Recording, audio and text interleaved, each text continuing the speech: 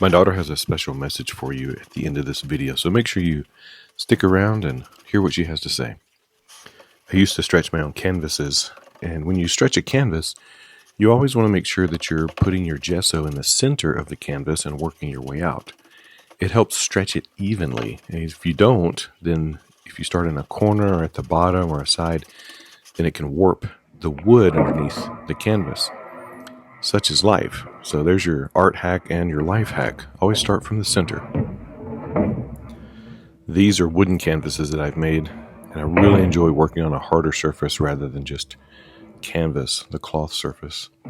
I still start from the center and work my way out with the gesso. These particular ones are some that I had left over from my Hiram Revels series.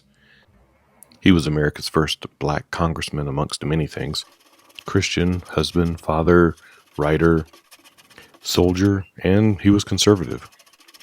How do you prep your canvases? Do you buy them pre-gessoed?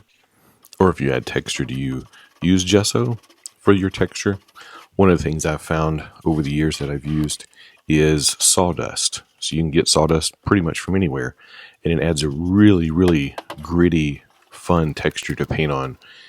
I usually just mix it in with my gesso, and it creates these wonderful like hills and valleys all in it. It's almost like putting on sand or something, like wet sand down on a canvas, depending on how thick you put it on. But it is really fun to paint on, and it will tear up a brush in a heartbeat.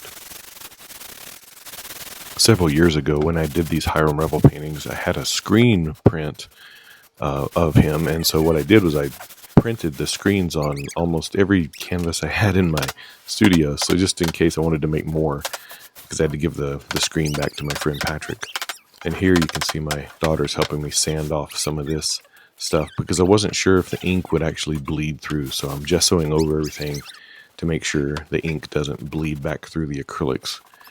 So I'm prepping 3 different canvases, 2 of which I built, made out of wood, and then there's one gallery 2-inch thick canvas. Once we put gesso down on this one, the paper started actually peeling up, so I was able to go back in and kind of peel some of this off as it got wet. I should have just sprayed it to begin with, but here you can see me taking off some of the pages that I had put down. They had finally gotten wet enough to just kind of rub off, and then I'll go back and I'll gesso over those. And here's that message from my daughter. This is my daddy video. Thanks for watching.